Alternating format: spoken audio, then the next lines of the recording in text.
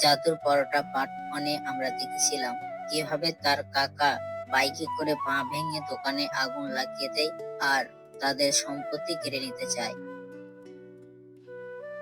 পরের দিন সকালবেলায় কমলা কাজের জন্য চলে গেলে তাদের ছোট্ট মেয়েটি বাড়ির সমস্ত কাজ সেরে উঠানে এসে বসে পড়ে। হে ভগবান, আমাদের জীবনে এত কষ্ট কেন? আমাদের মতো সব গরিব মানুষদেরও কি এত কষ্টের? ভাঙা চালের ঘরে দুমুঠো খাওয়ারও নেই, আর না আছে ভালো পোশাক।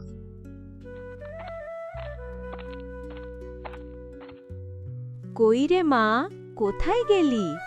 সেই কখন থেকে ডাকছি, কোনো সাড়া দিচ্ছিস না কেন রে? ওমা, তোমার কি হয়েছে? এত তাড়াতাড়ি চলে এলে কেন? কাজ নেই নাকি আর আজকে? না রে মা, কেউ আর আমাকে কাজে রাখতে চায় না, সবাই একে একে না করে দিল। এবার আমাদের কি হবে মা? এবার সত্যি সত্যি আমাদের না খেয়ে মরতে হবে? আর বাবার জন্য ঔষধের টাকা বা কোথায় পাওয়া যাবে? জানি না রে, তবে ফসলগুলো তোলার সময় হয়ে গেছে, কালকে তুলে নেব। আর সেখান থেকে যা পাবো তা দিয়ে ঘরের আনাজ আর তোর বাবার ওষুধ নিয়ে আসব। তাতে আমাদের হয়তো কদিন কেটে যাবে। রাতে তারা খুব তাড়াতাড়ি ঘুমিয়ে পড়ে। পরের দিন সকালবেলায় ঘুম থেকে উঠে তারা মাঠে চলে যায়, আর সেখানে তারা দেখে তাদের জমির ফসল রাতে কে যেন নষ্ট করে দিয়েছে। হায় ভগবান, কি হলো এটা? আমাদের জমির সব ফসল নষ্ট হয়ে গেল। এবার কি করে চলবে? এটাই ছিল আমাদের বাঁচার শেষ আশা। এটা তোমার কি বিচার? আমাদের সঙ্গে কেন এমন হচ্ছে প্রভু? মা, এবার বাড়ি চলো, সব ফসলগুলো তো নষ্ট করে দিয়েছে। না রে মা, এখানে নষ্ট করা যে ফসলগুলো মাটিতে পড়ে আছে ওইগুলোই নিয়ে যায়, তবুও কদিন চলে যাবে। জমিতে যে পরিমাণ নষ্ট করা ফসল পড়েছিল তা তারা যত্ন সহকারে গুছিয়ে নিয়ে বাড়ি চলে যায়। আর এইভাবে দেখতে দেখতে কয়েকদিন পার হয়ে যায় তাদের। ও মা, আমার খুব খিদে পেয়েছে, আমাকে কিছু খেতে দাও। আর যে খিদের জ্বালায় পেটে চুয়া ডন মারছে। ঘরেতে আর কোনো খাবার নেই রে মা, তোকে আমি এখন কি খেতে দিই বলো তো?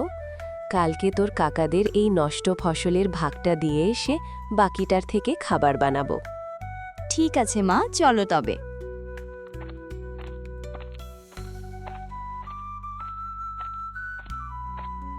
ও কাকাই কাকিমা, বাইরে বেরিয়ে এসো। দেখো, লাট সাহেবগুলো এসেছে। ওরা কিছু চাইলে তুমি যেন হ্যাঁ করে দিও না। কিরে, কি হয়েছে তোদের? তোদের লজ্জা বলে কিছু নেই? সাত সকালে আমাদের বাড়িতে এসে পড়েছিস। কাকিমা, কাল থেকে আমরা কিছুই খাইনি। তোমাদের কাছে দুটো ভাত থাকলে খেতে দাও না, খিদের জ্বালায় মরে গেলাম না খেতে পেয়ে। না, আমাদের ভাত নেই, আমরা সব খেয়ে নিয়েছি। তোদের যখন মন চাইবে তখন চাইতে চলে আসিস। মগের মুলুক পেয়েছিস নাকি? সব সময় তোদের জন্য সব তৈরি রাখি। তোমরা এমন বলছো কেন ভাই? তোমরা তো আমাদের আপনজন, তোমরা ছাড়া আমাদের আর কে আছে? তাছাড়া ও বাচ্চা মেয়ে, ওর কথায় রাগ করো না ভাই আমার। নেওয়ার সময় আপনজন, এই ছোট লোকগুলো অভিনয়ও করতে পারে খুব ভালো করে। পালা আমাদের এখান থেকে। আর হ্যাঁ, ফসলের ভাগ দিয়ে যাস, না হলে খুব খারাপ হবে তোদের সঙ্গে। বুঝলি রে মা, যখন নিজের কিছুই থাকবে না তখন কেউ সঙ্গ দেবে না, সবাই দূর দূর করে তাড়িয়ে দেয়। এটাই তো আমাদের আসল সত্য। এটা শুধু পেটে নয়, মনেও জায়গা দেই। এটা সহ্য করতে কেউ পারে, আবার কেউ পারে না। কেউ ভেঙে পড়ে, কেউ কেউ আবার ভালো থাকার অভিনয় করে। এসবে সহ্য করতে হবে, ভেঙে পড়লে হবে না। মা আর কাকুদের বাড়ি গিয়ে ছোট হতে হবে না। আমি আর খাওয়ারের জন্য বায়না করব না। পরের দিন কমলা বাড়িতে থাকা ময়দা আর মাঠের নষ্ট হওয়া আলুগুলো নিয়ে কাজ করতে লাগলো। তুই একটু বিশ্রাম কর তোর বাবার কাছে গিয়ে। আমি আলুর পরোটা করে নিয়ে আসি, তারপর সবাই মিলে খেয়ে নেব। আচ্ছা মা, আমি বাবার কাছে যাচ্ছি। দেখি বাবার ঔষধের সময়ও হয়ে গেছে।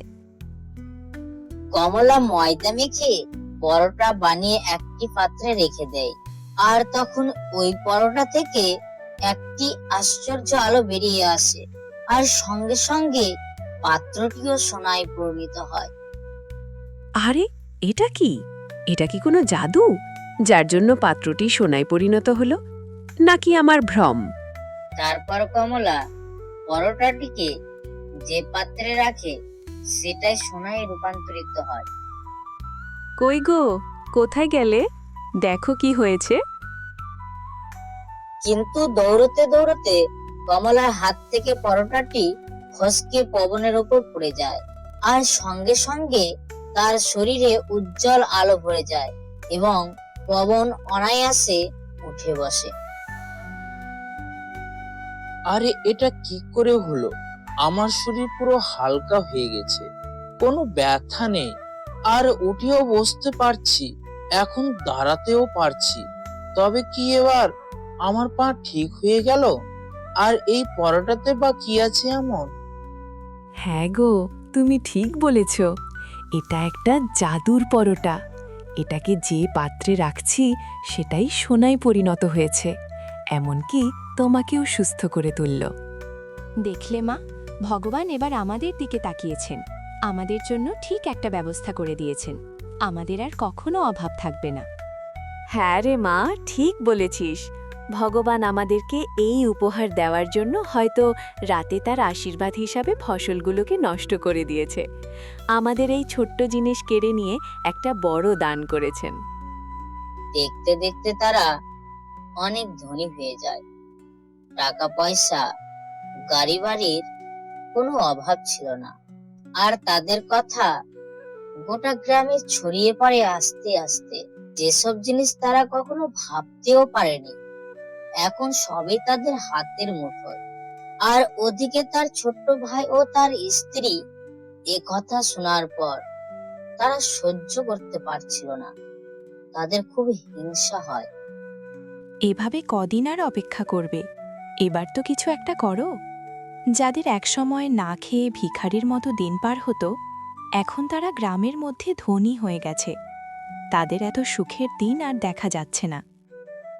কি আর করবে, এখন তার অনেক টাকা। অপদার্থ একটা, তুমি একেবারে বুদ্ধু। চলো আগে গিয়ে দেখি তারা হঠাৎ করে এত ধনী হলো কি করে। হ্যাঁ হ্যাঁ, ঠিক বলেছ, চলো এবার দেরি না করে। তারা দুজনে বাইরে থেকে লুকিয়ে লুকিয়ে দেখলো পবনের স্ত্রী পরোটাটি যে পাত্রে রাখছে সেটা সোনায় পরিণত হয়ে যাচ্ছে। কিছু দেখলে? হ্যাঁ দেখলাম তো। তাহলে কি করতে হবে এখন? সুযোগ পেলেই ওই পরোটাকে সরিয়ে নিতে হবে। কমলা ও পবন তারা সেখানে পরোটা আর পাত্রটিকে রেখে চলে যায়, আর ঠিক তখনই সুমন এসে চুরি করে নিয়ে চলে যায়।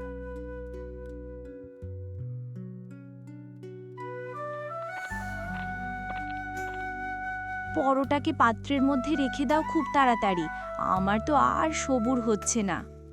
আরে ধৈর্য ধরো, এত তরজোর কেন, এখনই রাখছি, এই নাও। পরোটাটি পাত্রে রাখতেই হঠাৎ করে একটি কালো বিড়াল বেরিয়ে আসে। এটা কি হলো? পালাও, খুব তাড়াতাড়ি পালাও। অগ্নি, তাড়াতাড়ি পালাও, এই বিড়ালটা আজকে আমাদের শেষ করেই ছাড়বে।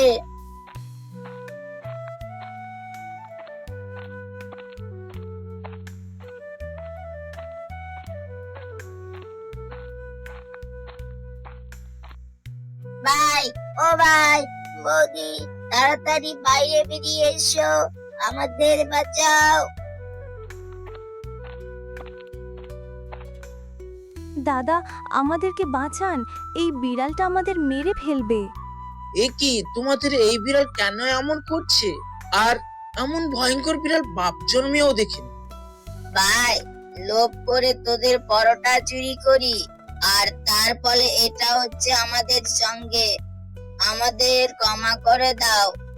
সুমনের কথা শেষ হতে না হতে বিড়ালের কামড়ের চোটে তারা মারা যায় আর অদৃশ্য হয়ে পড়ে।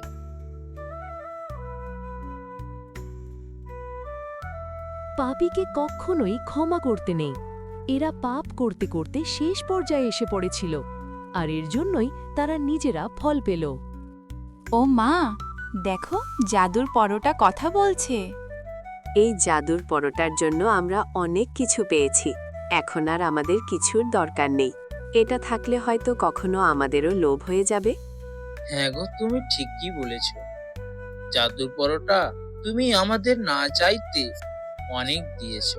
আমরা এতে অনেক খুশি আর তোমার কাছে চিরঋণী থাকবো। তোমরা অনেক অনেক ভালো আর নিঃস্বার্থ। তোমরা সবাই ভালো থেকো। প্রয়োজনে আমাকে স্মরণ করিও। আমি আসি। বন্ধুরা, এরকম আরও মজার মজার গল্প পেতে আমাদের পিএস বাংলা কার্টুন চ্যানেলটিকে সাবস্ক্রাইব করে রাখুন। আর আমাদের গল্পটি কেমন লাগলো তা অবশ্যই কমেন্ট করে জানাবেন।